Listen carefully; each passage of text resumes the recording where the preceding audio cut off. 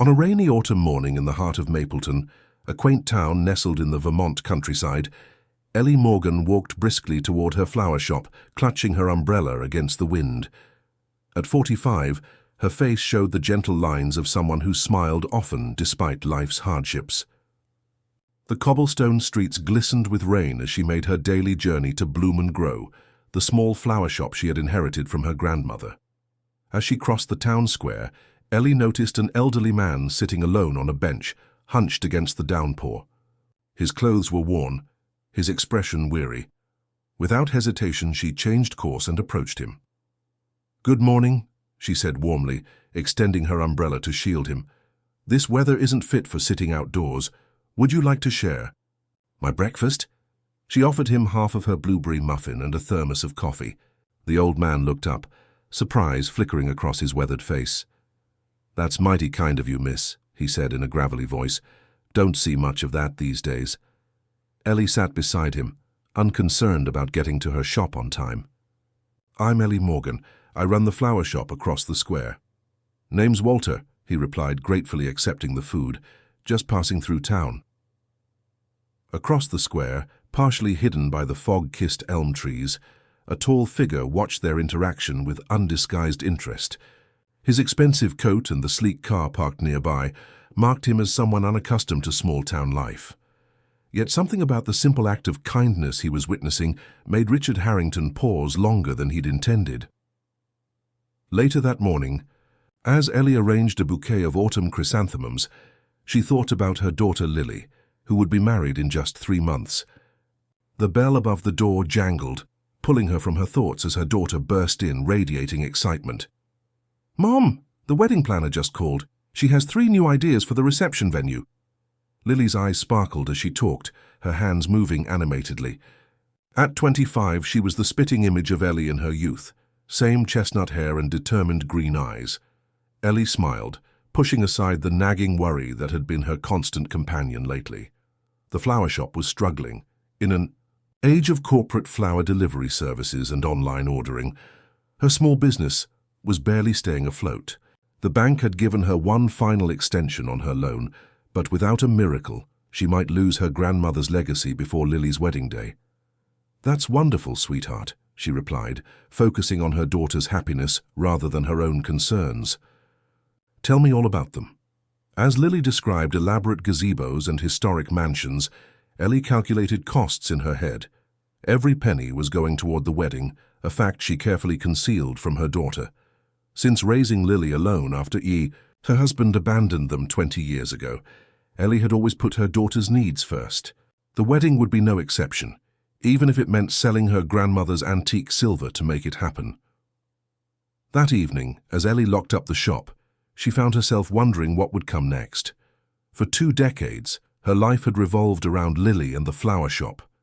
With her daughter starting a new chapter and the business on shaky ground, Ellie faced a future without clear purpose. The thought terrified her more than she cared to admit. A week passed, and autumn deepened across Mapleton. The maple trees in the town square blazed crimson and gold, drawing tourists who stopped to photograph the picturesque New England scenery. Inside Bloom and Grow, Ellie was going through the morning's mail when she found an unusual order form. The request was for 12 luxury arrangements, each one costing more than she typically made in a day, to be delivered anonymously to various community organizations, the Children's Hospital Wing, the Retirement Home, the Women's Shelter, and others. The order was paid in full with a generous tip added. Attached was a small card with a quote, "Kindness is the language which the deaf can hear and the blind can see." Mark Twain. Ellie read the order 3 times, certain there must be a mistake. When she called the number provided, a polite but firm assistant confirmed that everything was correct, and that the sender wished to remain anonymous. That night, Ellie stayed late, crafting each arrangement with extraordinary care. As she worked, questions tumbled through her mind. Who would spend so much money on anonymous flowers? Why these particular destinations? And why her small shop rather than the larger florists in Burlington? The next morning, as she personally delivered each arrangement, Ellie witnessed the joy they brought. Children's faces lit up at the bright sunflowers and daisies. Elderly residents at the nursing home reached out to touch the velvety roses with trembling fingers. Staff at the women's shelter placed the arrangements in common areas, bringing color to otherwise stark surroundings. By week's end, the mysterious orders continued daily, each with a different quote about kindness and generosity. The income provided a desperately needed lifeline for the shop's finances, allowing Ellie to make her bank payment with a small amount to spare. Meanwhile, preparations for Mapleton's annual Harvest Festival were underway. The festival, held each October, was the town's biggest event of the year, drawing visitors from across New England. Ellie had always provided modest decorations, but this year, to her astonishment, she received a call from the event committee. "Mrs. Morgan, this is Diane from the festival committee. We've had a special request from a sponsor who wants Bloom and Grow to handle all the floral arrangements for the main event. The budget is substantial." The figure Diane named made Ellie grip the counter for support. It was enough to secure the shop's future for months. "Who?" Ellie began, then paused to steady her voice. "Who is the sponsor?" "A Mr. Harrington," Diane replied. "Richard Harrington. He specifically requested your shop. He'd like to meet tomorrow to discuss the arrangements. Apparently, he's just moved back to Mapleton after many years away." As Ellie hung up the phone, she gazed out her shop window toward the town square, where the elderly man, Walter, was now sweeping leaves, wearing a new jacket and work boots. Something significant was happening in sleepy Mapleton, and somehow she seemed to be at the center of it all. Richard Harrington stood at the window of his newly renovated Victorian home on Maple Hill, overlooking the town that had once been his whole world. At 50, his dark hair was threaded with silver, his face bearing the confidence of a man who had conquered the business world. Yet returning to Mapleton after 30 years away had awakened something he'd long suppressed, a yearning for connection that no amount of success had satisfied. He checked his watch. In an hour he would meet with the florist, Ellie Morgan, the woman whose simple act of kindness had caught his attention that rainy morning. Richard had spent the past week investigating her business and her background, a habit from his real estate development days. What he'd discovered had impressed him. A single mother who had worked tirelessly to provide for her daughter while keeping her grandmother's business alive against mounting financial pressures. The anonymous flower orders had been impulsive, something unlike his usually calculated business decisions. But the festival decorations, that was strategic. He needed someone with intimate knowledge of Mapleton's heart and soul for what he had planned.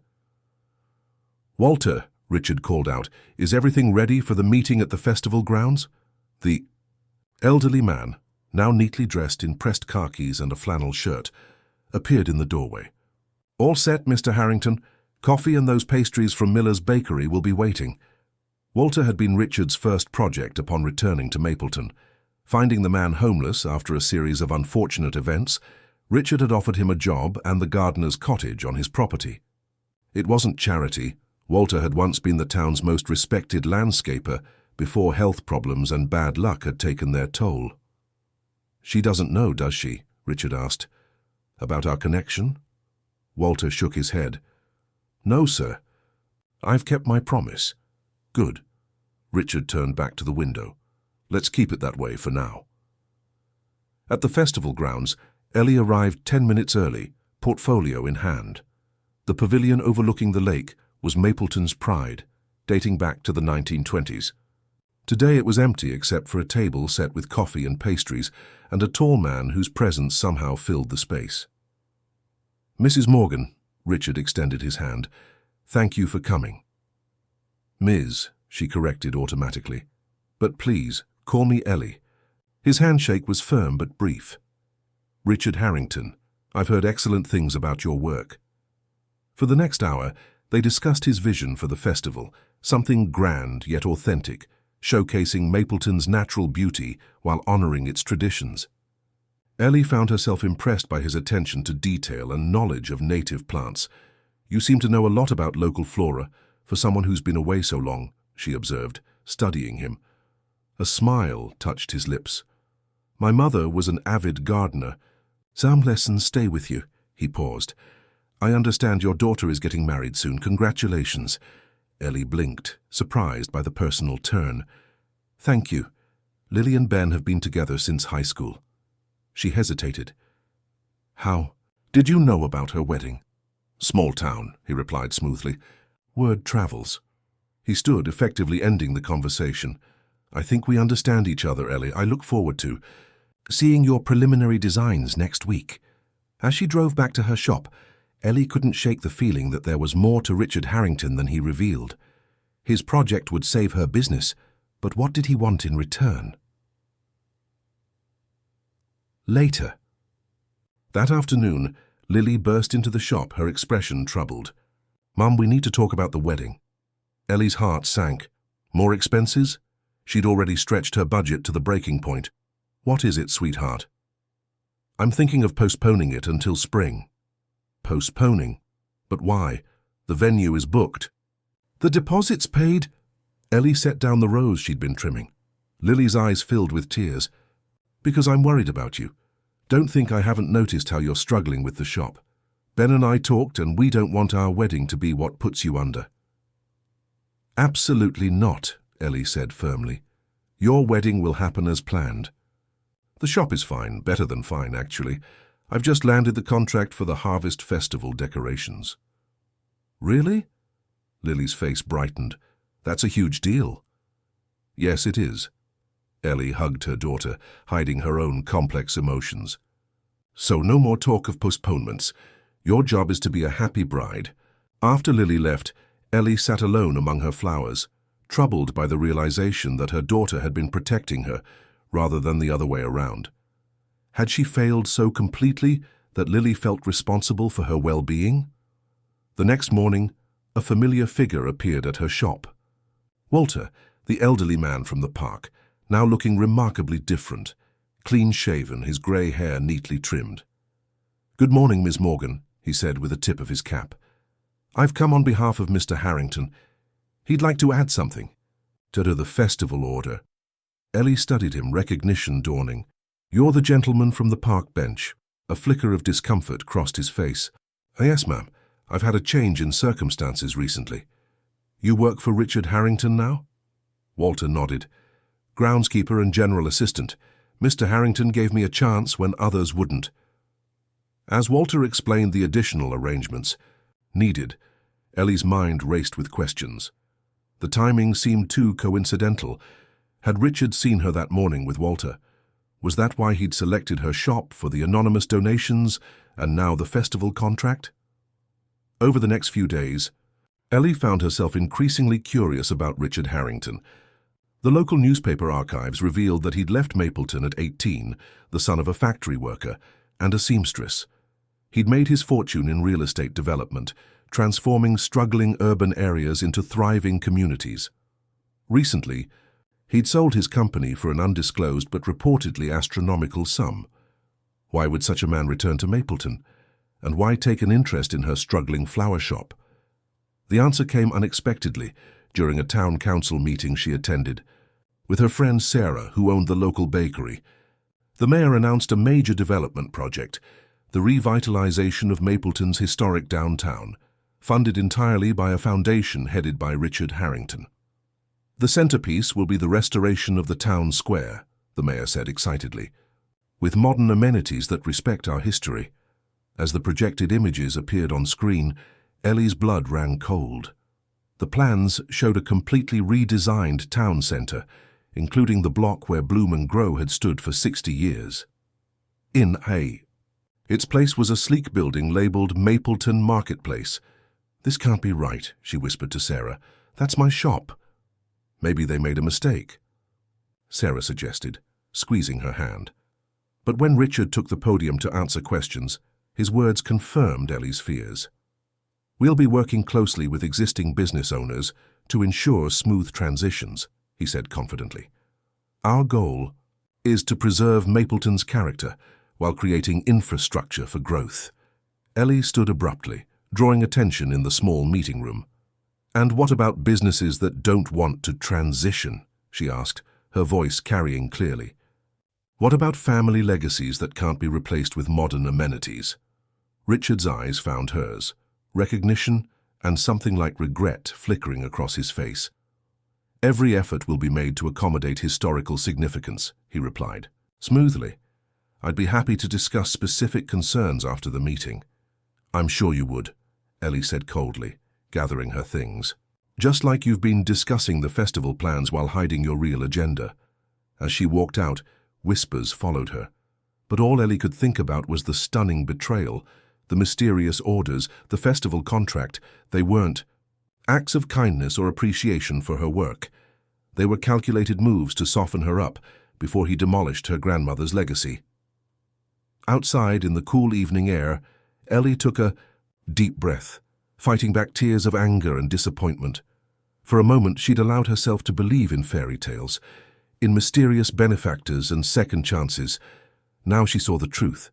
In Richard Harrington's world, everything and everyone was just another business transaction. For 3 days, Ellie ignored Richard's calls. She threw herself into wedding preparations with Lily and worked on the festival designs, determined to fulfill her contract despite her anger. The anonymous flower orders had stopped abruptly after the town meeting, confirming her suspicions about their source. On the 4th day, Walter appeared at her shop just before closing time. "Mr. Harrington would like to speak with you," he said, his expression apologetic. "He says it's important."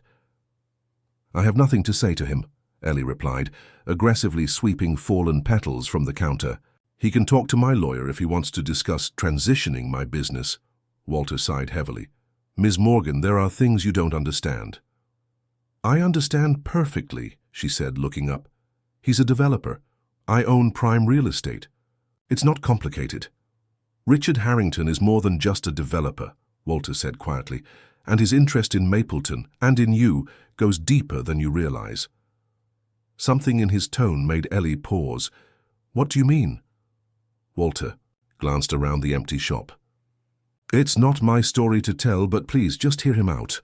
Against her better judgment, Ellie agreed to meet Richard at the lake gazebo that evening. The autumn sunset painted the water gold and crimson as she approached, her arms crossed defensively. Over her chest, Richard stood with his back to her, hands in his pockets, gazing out at the water. Without turning, he spoke. "My mother used to bring me here when I was a boy.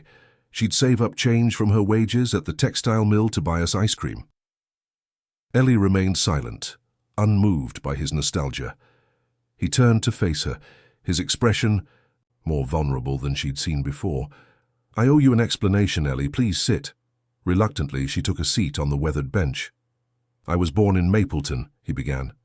"My father worked at the factory until it closed in the 80s recession. After that, things got tough. Richard paused, choosing his words carefully. "He struggled. My mother worked 2 jobs to keep us afloat. By 18, I was desperate. To escape. So you left," Ellie said, her voice neutral, "and became successful. Good for you." "I built an empire," he acknowledged. "Dedicated 30 years to creating wealth and influence. I specialized in transforming struggling communities, convincing myself I was improving lives while making a profit." "And now you've come back to improve Mapleton," she said dryly. Richard shook his head. "I came back because I realized I'd spent decades chasing the wrong things." He met her eyes directly. 6 months ago, I was diagnosed with a heart condition. Nothing fatal," he added quickly, seeing her expression change, "but it forced me to confront some hard truths about my life and legacy." Ellie felt her anger falter, replaced by unwanted compassion. "I'm sorry about your health, but that doesn't explain why you're targeting my business." "I'm not targeting you," he insisted. "The development plan is real, but it's evolved since I arrived in Mapleton. When I saw you that morning, sharing your breakfast with a homeless stranger, it affected me. It reminded me of my mother's kindness even when we had nothing to spare. So the anonymous orders were my way of helping without intruding," he admitted. "I didn't plan to meet you until I learned more about your situation." Ellie stood abruptly. "You investigated me? How dare you?" "It's a habit from business," Richard said, remaining seated. "But what I discovered made me admire you even more. A single mother who built a life on hard work and kindness, who puts everyone else's needs above her own." He paused. Someone who deserves better than to lose. Her legacy. What are you saying? Ellie asked warily. I'm saying the plans have changed. I'd like you to be a consultant on the project, to help ensure we preserve what makes Mapleton special while creating opportunities for growth. He handed her a folder. The updated proposal includes a dedicated space for Bloom and Grow in the EU new marketplace rent-free for 10 years, with an option to purchase. Ellie took the folder but didn't open it. Why should I trust you now? You shouldn't, he said simply. Trust needs to be earned. I'm asking for a chance to earn yours. As Ellie walked home clutching the folder, her mind was a storm of conflicting emotions. Could she trust Richard's apparent change of heart? Or was this another manipulation? She needed perspective from someone with deeper roots in Mapleton than even her own. The next morning, Ellie visited Madeline Cooper, the town's eldest resident at 93, whose family had lived in Mapleton for 6 generations. Local legend held that Madeline's intuition was never wrong, and people still sought her counsel on important matters. So, Madeline said after Ellie explained the situation, this developer claims to have had a change of heart because of you. Her faded blue eyes twinkled with interest. Wouldn't be the first time a man's plans were derailed by a woman with spirit. This isn't about romance, Ellie insisted, feeling her cheeks warm. It's about my business, my daughter's future. Madeline chuckled. Child, at my age, you see how things connect. Your flower shop, his development, your kindness, his awakening, threads in a larger tapestry. She took Ellie's hand in her papery one.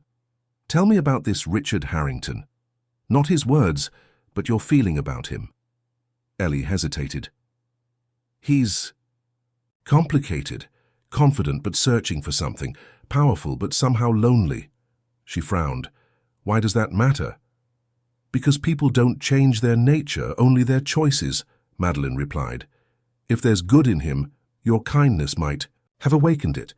If not, no proposal on paper will reveal his true intentions. Madeline led Ellie to her garden, where fall chrysanthemums blazed in rich burgundies and golds. From a wooden chest, she retrieved a small cloth bag. My grandmother taught me an old tradition, she explained. When faced with uncertainty about a person's character, place lavender and sage under your pillow for 3 nights. If your dreams are peaceful, proceed with an open heart. If troubled, heed the warning. Ellie accepted the herbs with a small smile, touched by the connection to Mapleton's past, even if she didn't share the superstition. Thank you, Madeline. One more thing, the old woman called as Ellie was leaving. Ask him about Walter. The truth about a man often lies in how he treats those who can do nothing for him. That afternoon, as Ellie was finalizing her Harvest Festival designs, Lily called in a panic. Mom, the imported peonies for my bouquet? The supplier just cancelled. They had some crop disaster in Ecuador. Ellie's heart sank. Lily had her heart set on those particular flowers, which complemented her vintage-inspired gown perfectly. Don't worry, sweetheart, I'll find another source. But after an hour of calls, the reality was clear. No one could provide the rare variety at this late date. Ellie sat at her desk, head in her hands, when a knock at the door startled her. The shop was closed for the afternoon, a back at 3 p.m. sign clearly displayed. It was Walter, carrying a small potted plant with delicate pink-tinged white flowers. Sorry to disturb you, he said. Mr. Harrington thought you might like this for your personal garden. It's a rare heirloom camellia. His mother grew them.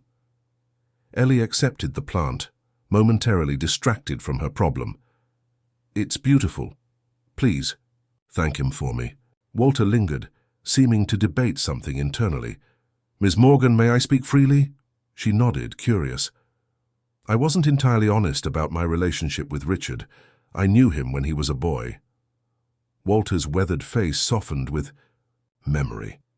I was the groundskeeper at Mapleton Academy, where he attended on scholarship. Brightest kid I'd ever seen, but desperately poor. The other boys were cruel. Ellie listened, surprised by this glimpse into Richard's past. His senior year, I found him behind the greenhouse, beaten bloody by some rich boys. I patched him. Shut up, told the headmaster I'd seen nothing. Richard made me promise never to tell anyone what happened. Why are you telling me this? Ellie asked softly. Because the day after graduation, that boy left town with nothing but a backpack and never looked back. Until now. Walter met her eyes. When he found me on that bench last month, I didn't recognize the successful man he'd become. But he recognized me immediately, offered me not just a job, but dignity. Walter gestured to the camellia. His mother saved for 3 years to buy a camellia like this. It died the winter she fell ill. Richard remembers every detail, of every kindness ever shown to him and every hurt. He moved toward the door. Just thought you should know what kind of man he really is, beneath the business suits and development plans.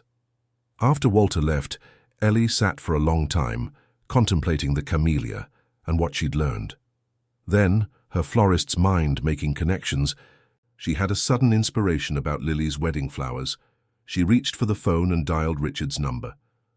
"I need a favor," she said when he answered, setting aside pride for her daughter's happiness. "And in return, I'm willing to discuss your proposal more seriously." "Name it," he replied without hesitation. "My daughter's wedding flowers fell through. I need access to a climate-controlled greenhouse to force some local blooms into early flowering. Do you know anyone who might have such a facility?" There was a moment of silence before Richard replied, "As it happens, I've just completed renovations on the old Mapleton Academy greenhouse as part of the school's restoration. It's state-of-the-art and currently empty. It's yours to use, no strings attached." "Thank you," Ellie said, surprised by his immediate generosity. "About your proposal." "Bring your concerns to the greenhouse tomorrow," he interrupted gently. "Sometimes it's easier to see the future clearly when surrounded by growing things." As she hung up, Ellie was struck by the realization that Richard Harrington might understand her better than she'd given him credit for. They were both, in different ways, trying to honor their roots while building something new. That night she placed Madeleine's herbs under her pillow, more out of respect for tradition than belief. Her dreams were neither peaceful nor troubled, but filled with images of gardens growing in unexpected places, between concrete buildings, on rooftops, along forgotten paths. In every dream garden, the camellias bloomed alongside humble daisies, neither overshadowing the other. The Mapleton Academy greenhouse was even more impressive than Ellie had imagined. Soaring glass walls captured the autumn sunlight, while state-of-the-art climate controls maintained perfect growing conditions. Inside, Richard waited beside long, empty planting tables. "This is," Ellie breathed, taking in the space.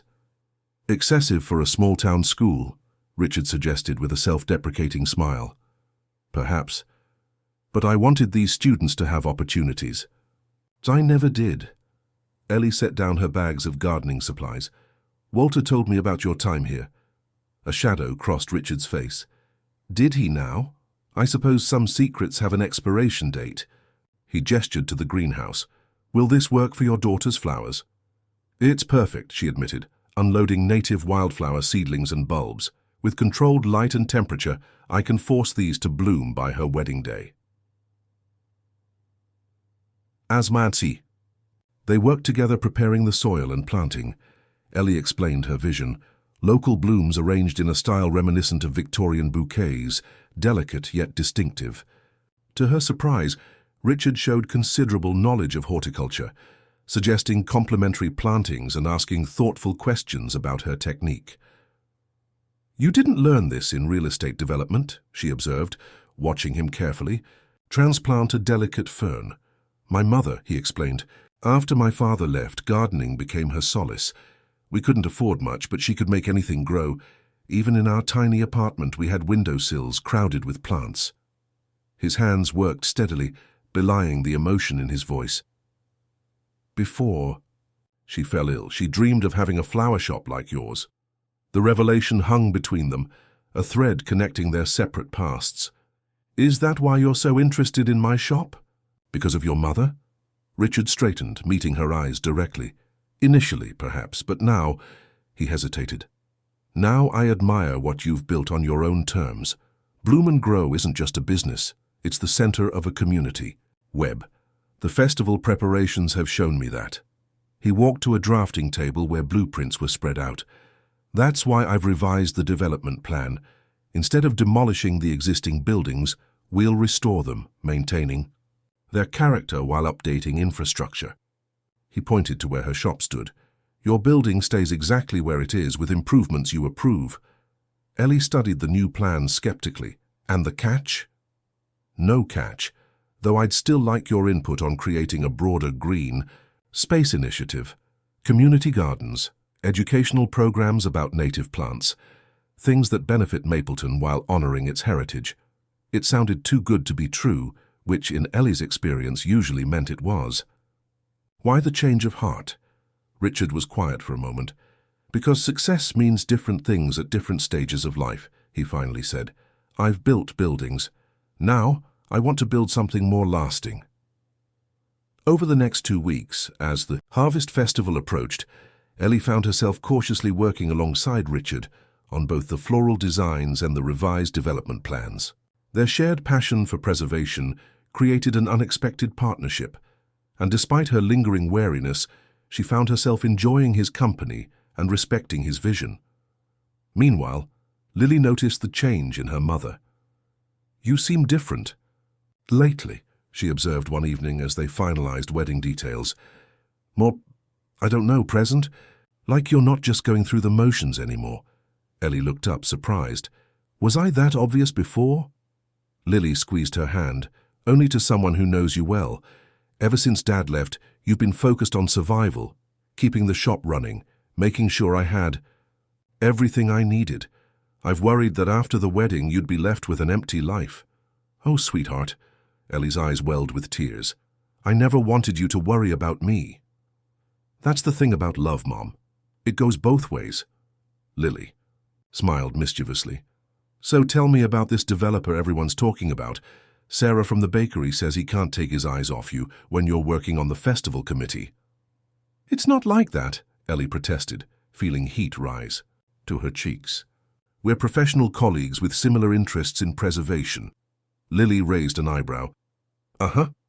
And that's why you're blushing?" Before Ellie could respond, her phone rang. It was Richard, his voice tense.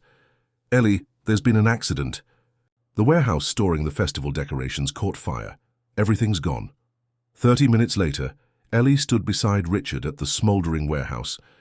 The fire had been contained before spreading to other buildings, but the festival supplies, including all the specialty pumpkins, imported wheat sheaves and pre-made decorative elements, were destroyed. "This is a disaster," the mayor lamented, surveying the damage. "The festival is in 3 days. There's no time to order replacements." Richard turned to Ellie. "What can we salvage?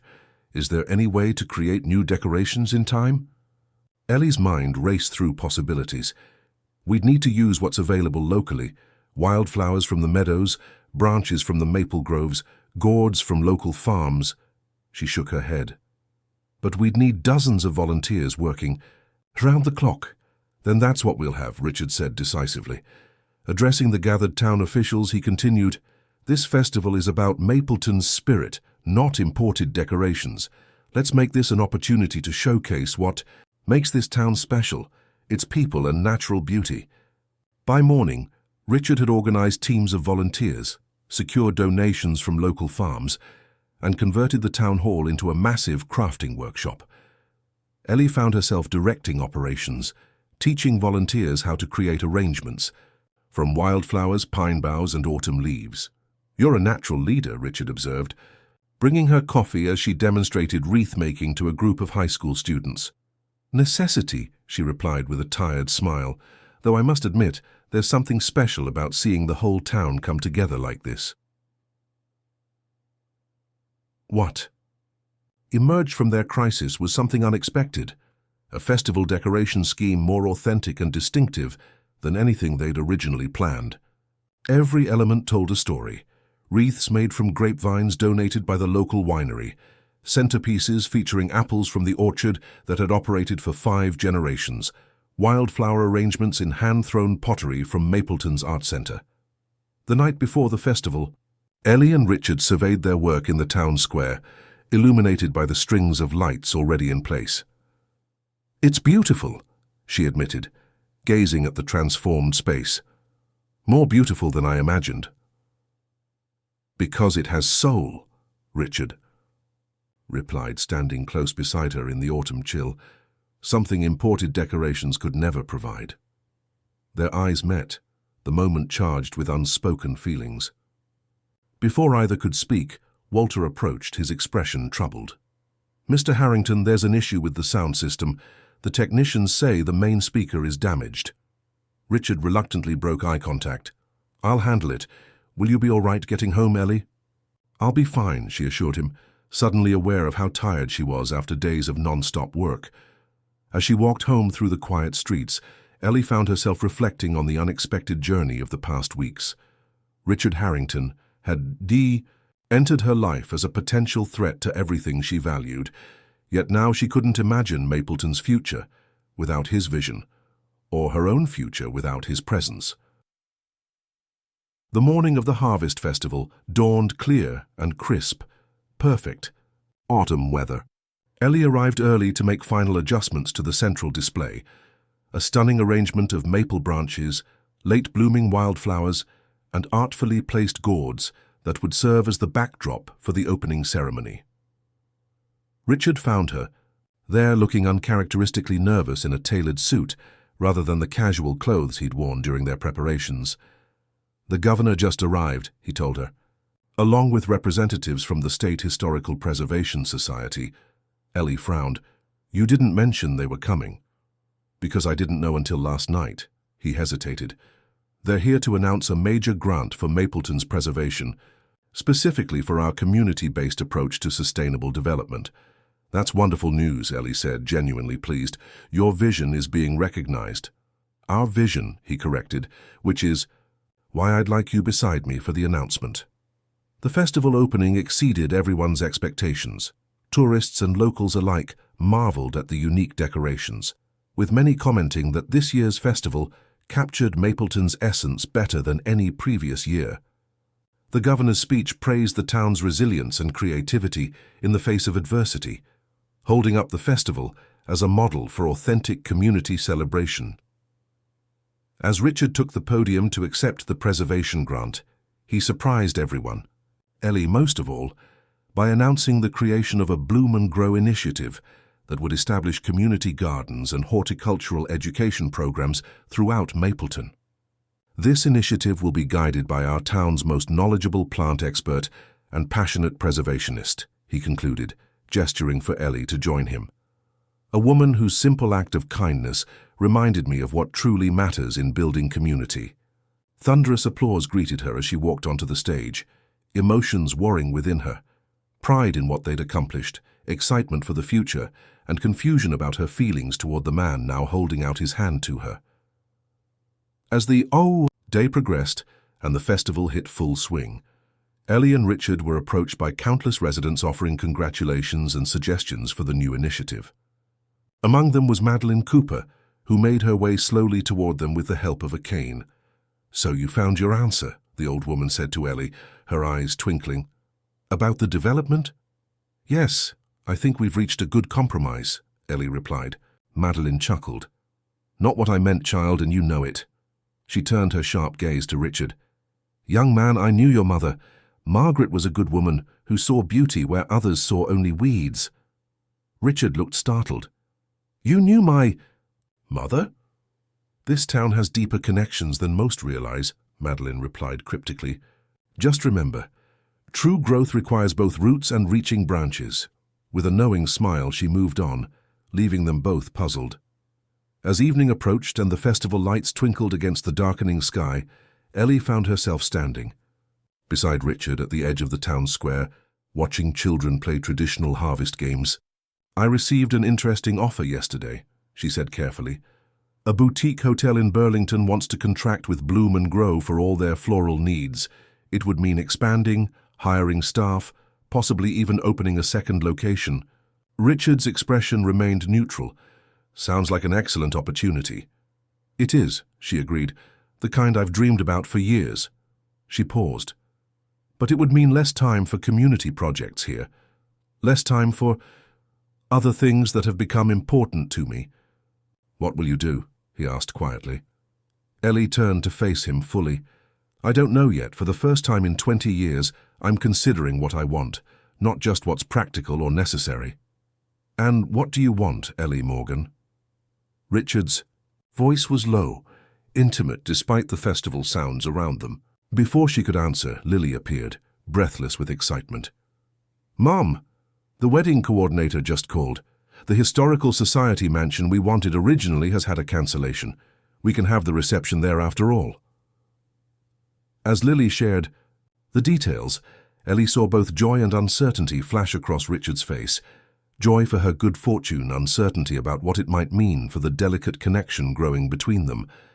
In that moment, she realized that despite their progress, they still had important questions to answer about what they truly wanted, individually and perhaps together. The weeks following the Harvest Festival transformed Mapleton.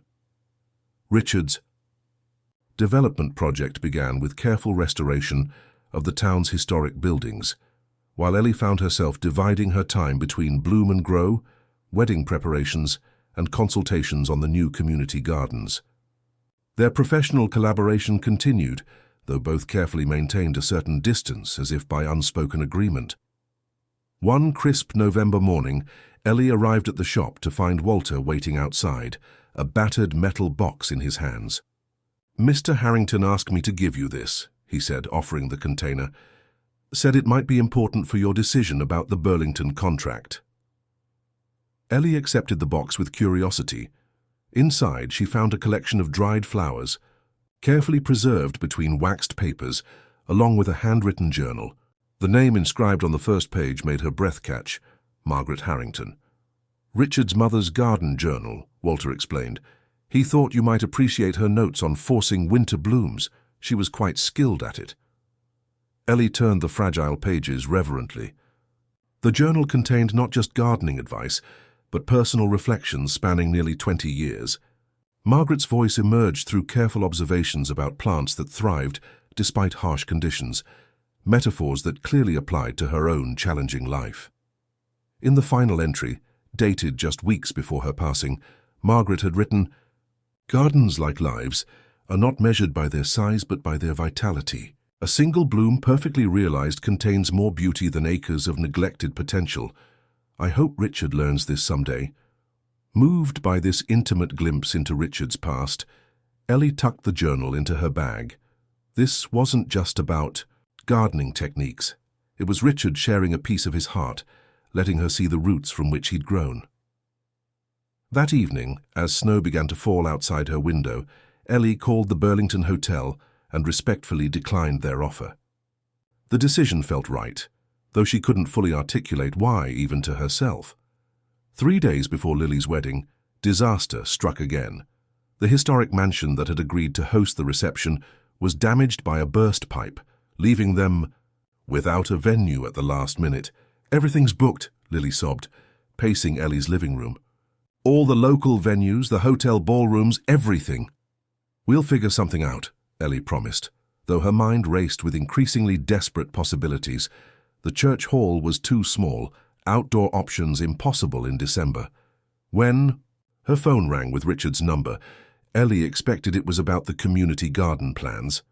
Instead, his voice was warm with excitement. "I've just heard about the wedding venue. I might have a solution if you're interested." 2 hours later, Ellie and Lily stood in the Mapleton Academy ballroom, a space Ellie hadn't entered since her own high school days. The room had been beautifully restored as part of Richard's revitalization project, but wasn't yet open to the public. "It's perfect," Lily whispered, taking in the soaring ceilings, gleaming hardwood floors, and tall windows that would frame the winter landscape. "But can it be ready in time?" Richard, who had been quietly observing their reaction, stepped forward. "I've already spoken with the contractors. We can expedite the final details for a special occasion." "Why would you do this?" Ellie asked when Lily stepped away to call her fiancé. Richard's expression was uncharacteristically vulnerable. "Because your happiness matters to me. Both of you." The day before the wedding, Ellie worked frantically in the academy greenhouse, putting final touches on Lily's bouquet. The locally grown flowers had thrived under her care, creating an arrangement more meaningful than any imported blooms could have been. "They're beautiful," a voice said from the doorway. Richard stood there, snowflakes melting on his wool coat. "Like their creator," Ellie felt her cheeks warm. "Thank you for the journal. Your mother was quite remarkable." "She would have liked you." He moved closer, examining the delicate blossoms. "Have you made your decision about Burlington?" "I declined," she admitted. "It wasn't right for me." Something flickered in his eyes. Relief, perhaps hope. "May I ask why?" Ellie carefully set down her shears. "Because I realized something important about myself.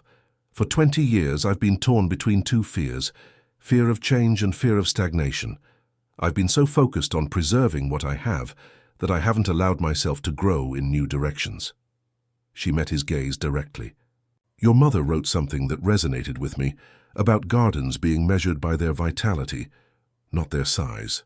I want Bloom and Grow to remain personal, vital, connected to this community. Expansion would have meant losing that connection." Richard nodded slowly. "I understand that feeling. I built an empire but found myself increasingly disconnected from any real purpose." He hesitated. "Ellie, there's something I need to tell you before tomorrow's celebration." The seriousness in his tone alarmed her. "What is it?" "It's about Walter." Richard took a deep breath. "He wasn't entirely truthful with you, or rather he omitted something significant. He wasn't just the groundskeeper who helped me after that beating at school. He was also my mother's oldest friend and supporter after my father left." Richard paused, clearly emotional. "When I returned to Mapleton, finding Walter homeless was a shock. But even more shocking was what he told me, that before she died my mother made him promise to watch over me, to guide me back to what matters if I ever lost my way." "Walter orchestrated our meeting?" Ellie asked, pieces falling into place. "Not exactly," Richard said with a small smile. "He couldn't have known you'd share your breakfast with a homeless stranger. But afterward, he recognized your kindness as the wake-up call I needed. So the anonymous flower orders were my idea," Richard assured her, though Walter was quite enthusiastic about the plan. Ellie processed this revelation, feeling not manipulation but a sense of fate, of connections across time, bringing them together. "Thank you for telling me." "I don't want secrets between us, Ellie. Not anymore." The weight of those words hung in the air, between them laden with possibility, until Lily returned and the moment passed. Lily's wedding day dawned clear and cold, sunlight glittering off fresh snow. The ceremony in Mapleton's historic church was intimate and moving, but it was the reception that truly showcased the town's spirit. The Academy ballroom had been transformed into a winter wonderland with Ellie's exquisite floral arrangements, complemented by evergreen boughs and twinkling lights. As mother of the bride, Ellie had little time to dwell on her own emotions until the moment came to hand Lily her bouquet. Looking into her daughter's radiant face, Ellie felt a profound shift within herself. This wasn't an ending, but a transition for both of them. "I'm so proud of you," she whispered, embracing Lily. "You've become an incredible woman." "Because of you, Mom," Lily replied, tears glistening. "Your strength, your resilience. I learned it all from watching you." "You two planning to share that bouquet, or is someone getting married today?" Ben, Lily's soon-to-be husband, teased gently from nearby. As Lily moved toward her future, Ellie felt not loss, but liberation. For 20 years, she had defined herself primarily as Lily's mother, channeling all her dreams and energy into creating opportunities for her daughter. Now, watching Lily step confidently into her own life, Ellie realized she had succeeded in her most important goal, raising a woman who could stand on her own. During the reception, while the newlyweds danced, Ellie slipped outside to the stone terrace, needing a moment alone to process her swirling emotions. The night air was crisp, stars brilliant above the snow-covered landscape. "Second thoughts about letting her go?" Richard asked, joining her with a glass of champagne. "No," Ellie said, surprised to find it true. "I'm just recalibrating. For so long, being Lily's mother has been my primary identity. Now I need to remember who Ellie Morgan is without that daily responsibility." "I've always seen Ellie Morgan quite clearly," Richard said softly. "A woman of extraordinary strength and compassion, someone who creates beauty even in difficult circumstances, who sees potential where others see only weeds. You make me sound better than I am. No, he disagreed. I see you exactly as you are, which is why I've been struggling with something important. Ellie turned to face him fully, the music from inside creating a distant soundtrack to this moment. The development project is proceeding well, he continued. But I've received an offer to consult on a similar preservation project in Charleston. It would mean dividing my time between there and here for at least a year. Oh. The single syllable couldn't possibly convey the hollow feeling that suddenly opened in Ellie's chest. That's a wonderful opportunity. It is, Richard acknowledged, but I find myself uncharacteristically hesitant to accept. Why? She asked, though something in his expression made her heart race with anticipation. Because every time I think about leaving Mapleton, even temporarily, I realize what I'd be leaving behind. He set down his glass and took her hand. The question isn't whether I should take this opportunity, Ellie. It's whether there's a reason compelling enough for me to stay. The moment stretched between them, years of caution and self-protection battling with the undeniable connection they'd built. Ask me again what I want, Ellie said finally, echoing their conversation at the festival. Richard's eyes never left hers. What do you want, Ellie Morgan? To be brave enough to reach for happiness instead of just security. To build something new without abandoning what matters. She stepped closer. To see what might grow between two people who understand the value of both roots and branches. Inside, the reception continued, Lily and Ben surrounded by friends celebrating their beginning. On the terrace, Ellie and Richard shared their first kiss under stars that had witnessed generations of Mapleton love stories, now adding one more to their eternal watch. Spring came early to Mapleton that year, as the snow melted, revealing green shoots pushing through the soil. Changes blossomed throughout the town. The historic district renovation earned national recognition for its community-centered approach. The first community gardens broke ground in 3 neighborhoods, with waiting lists for plots. At Bloom and Grow, Ellie implemented a new business model inspired by both Richard's modern perspective and her own deep commitment to personal service. Apprenticeships for local students ensured traditional knowledge wouldn't be lost, while custom arrangements maintained the shop's reputation for quality and creativity. Walter, now serving as head of the Academy's revitalized horticulture program, often stopped by to share cuttings and gardening wisdom. One afternoon, as they worked together in Ellie's back garden, he finally told her the complete truth. I wasn't just following Margaret's wishes when I encouraged Richard to pursue you, he admitted, carefully transplanting a camellia sapling, offspring of the one Richard had given her months before. I was following my heart. You see, Margaret was more than a friend to me. She was the love of my life, though circumstances kept us apart. Ellie sat back on her heels, surprised. Does Richard know? Walter nodded. I told him recently. He said he'd suspected as much from the way I spoke of her. The older man looked toward the camellia. I couldn't give Margaret the life she deserved then, but I could help her son find the happiness she would have wanted for him. On a perfect June evening, with wildflowers blanketing the meadows and the setting sun painting Mapleton in gold, Ellie and Richard hosted a gathering at the Academy greenhouse. What guests expected was the official unveiling of the expanded facility.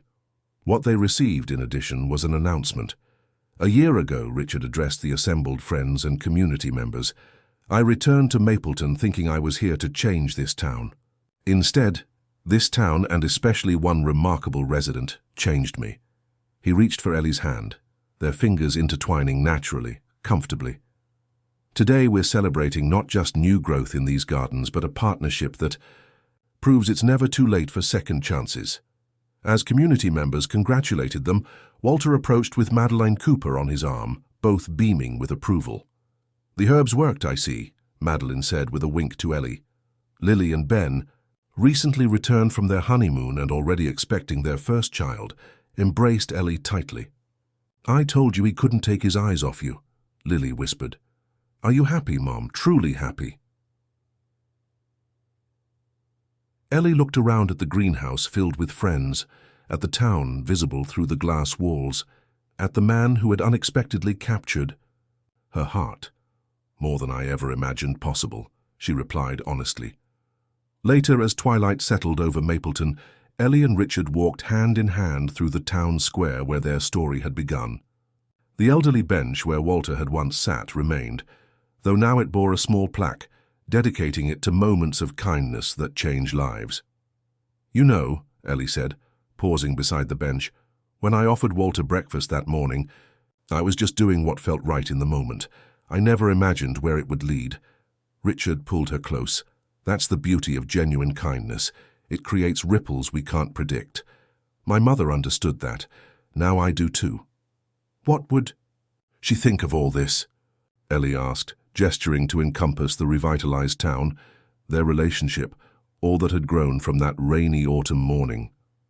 Richard smiled, a fullness in his expression that had been absent when they first met.